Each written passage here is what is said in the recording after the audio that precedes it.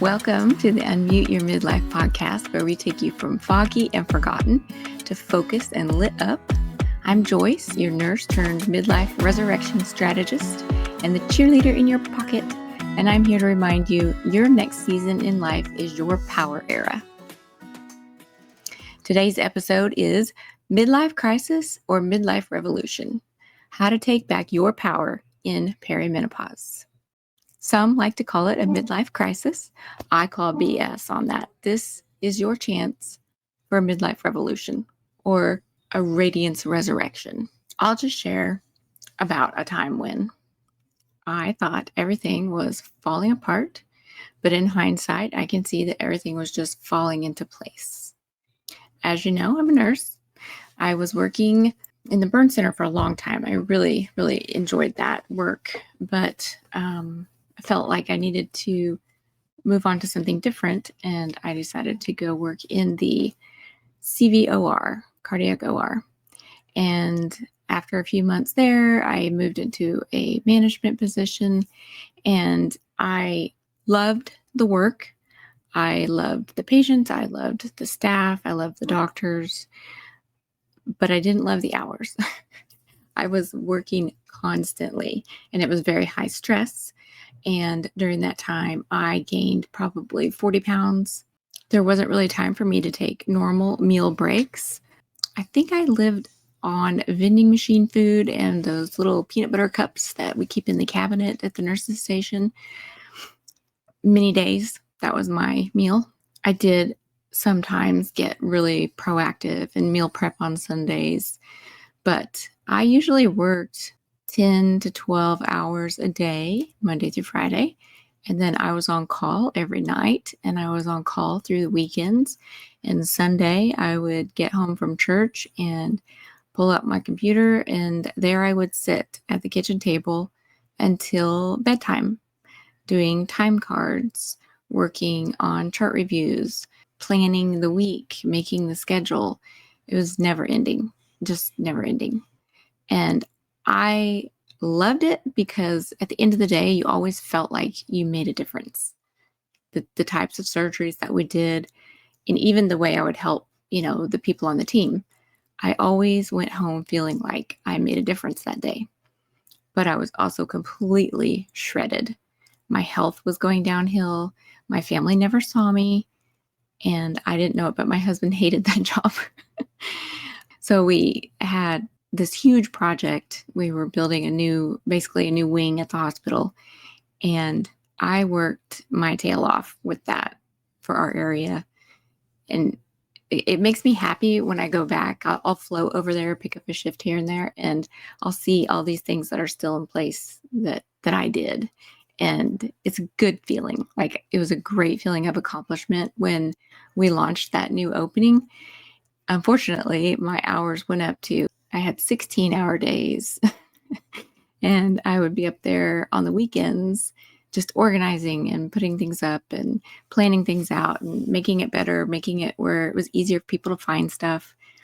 There was just always something that needed to be done or needed to be improved so that things would flow smoother or faster, because everything needs to happen in an instant in the OR.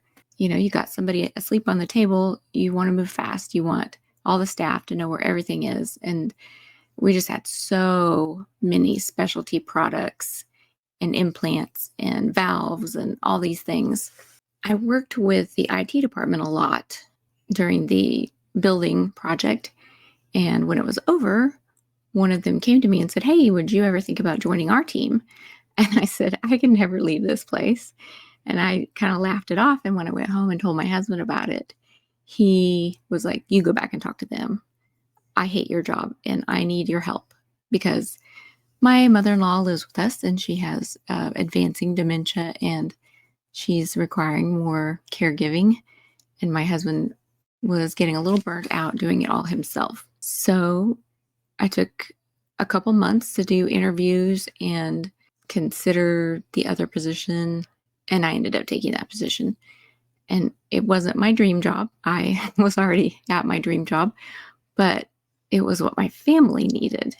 And then after a couple months in the new job, I realized how much the OR job was just draining me because there was no downtime. So when I switched from those crazy hours to just an 8-hour day job, I suddenly had time to cook dinner, to go get groceries for the family, to help participate in, taking my mother-in-law to her doctor appointments or taking the dogs for a walk at night in the neighborhood. I could start exercising again. I could start riding my bike again. I could start seeing my friends again. Like I could have a life again. And I didn't even realize that I had given so much up for that job, for the OR job. And I'm not saying that it was right or wrong, or I'm sure if I was to go back and do it again, I could set some boundaries and try to do things differently. But my point is, it felt a little bit like things were falling apart and I was making a big sacrifice. But then once I started the new job, the new schedule, it gave me a chance to realize how much was going wrong with my own health and start taking control and taking action to bring things back into order. And that was kind of the turning point for me for getting my own energy and radiance back in menopause, and then learning how to help other people do the same thing. So this myth of the midlife crisis, it's only a crisis if you let it be one. You don't have to settle for depression and weight gain and poor health. You don't have to settle for being in pain all the time. You don't have to settle for disappearing into the background. Don't accept defeat. That's not what's planned for you. So this stage in life can actually be a rebirth. It's a huge opportunity for you to redefine who you are, what you stand for, what you expect from others and yourself, what you want to do with your time and money, whether you want to keep pursuing the career that you're in or go after something completely different. There's this psychological shift that you have to do. You have to move from external validation to internal empowerment. I think one of the things that was hard for me leaving the OR job was because there's a lot of external validation in doing what I was doing. I had instant feedback throughout the day on whether or not I was doing a good job, and instant feedback at the end of the day on whether we helped anybody or saved anybody. And so when I went to this new position, it wasn't like that. Your results aren't instantaneous and it's all behind the scenes. I could save the day and no one would know or care. They're just happy that things are working again. You have to let yourself do this psychological shift of moving from external validation to internal empowerment. I know I just said that, but it's worth repeating. It's going to take effort, but if you're going to get to a place where you feel comfortable in your own skin, or even to a place where you feel like a complete badass, you have to move to that point of internal empowerment.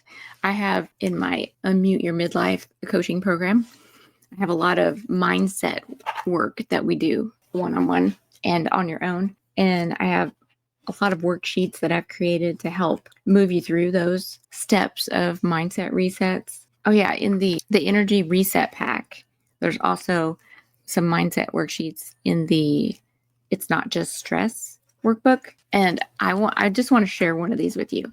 The villain versus the hero, your emotional battle map. It's really cute. I know you can't see it on a podcast, but it's made like kind of like comic book graphics with the villain versus the hero. The real villain isn't your stress. It's the story that says you're not allowed to outgrow it. A lot of times we're not really stressing out about the stress, the situation.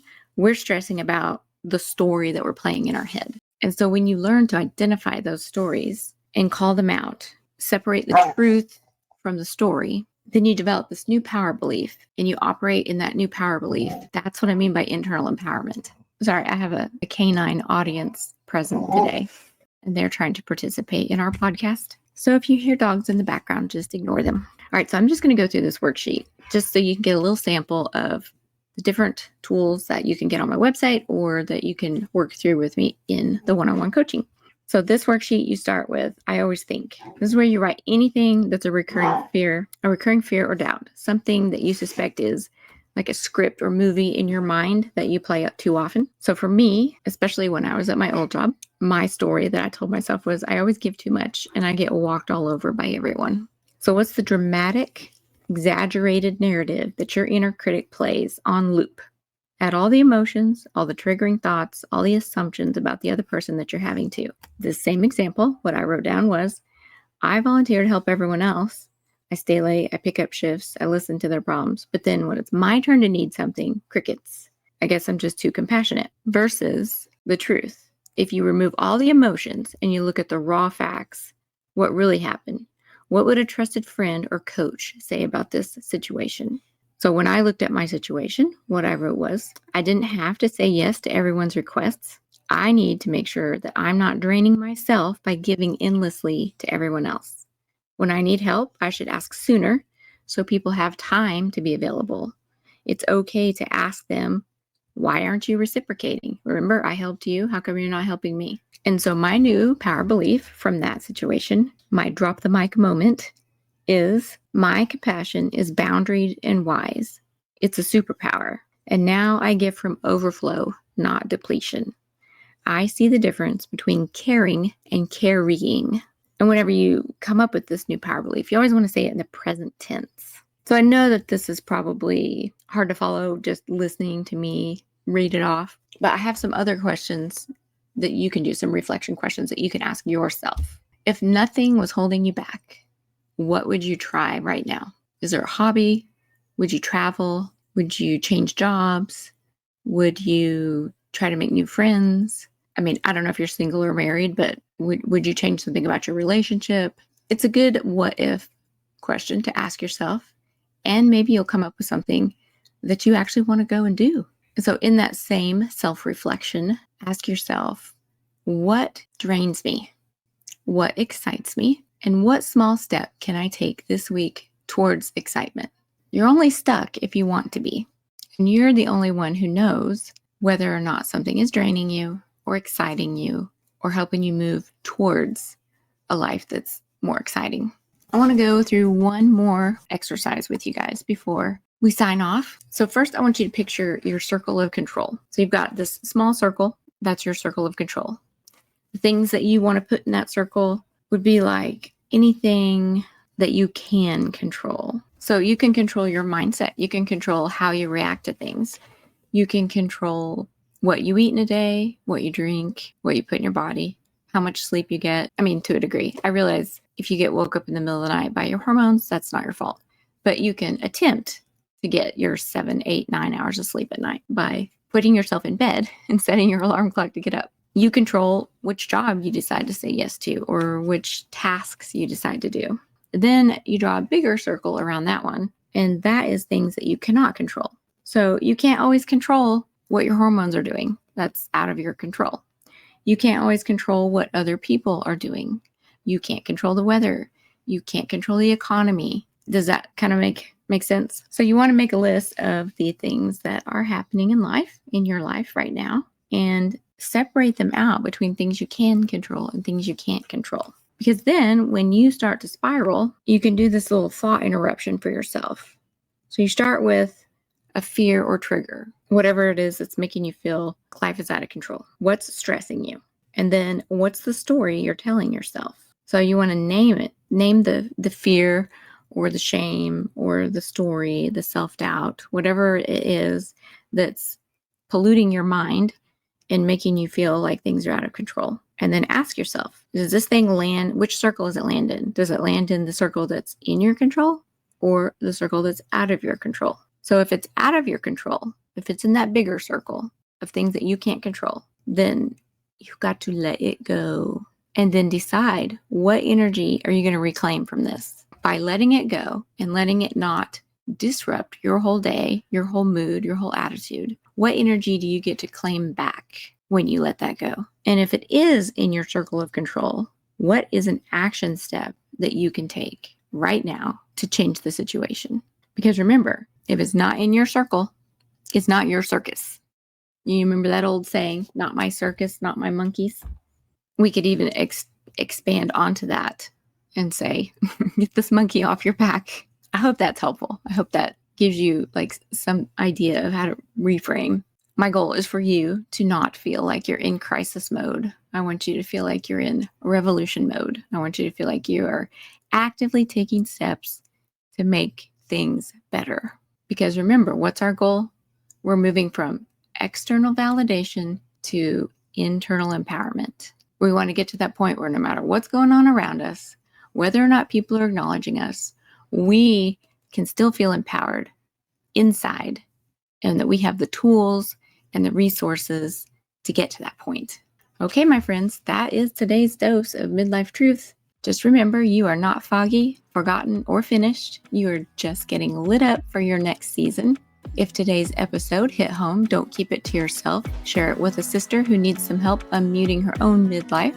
And if you need help creating that internal empowerment that I was talking about today, I have more confidence stacking worksheets, and I'll send them to you absolutely free. Just send me a message on Instagram. I think there's even a link in the podcast that you can click a button to send me a message, or just send me the word invisible and I will get you your copy. But until next time, keep unmuting, keep rising, and remember, your midlife reboot starts right now.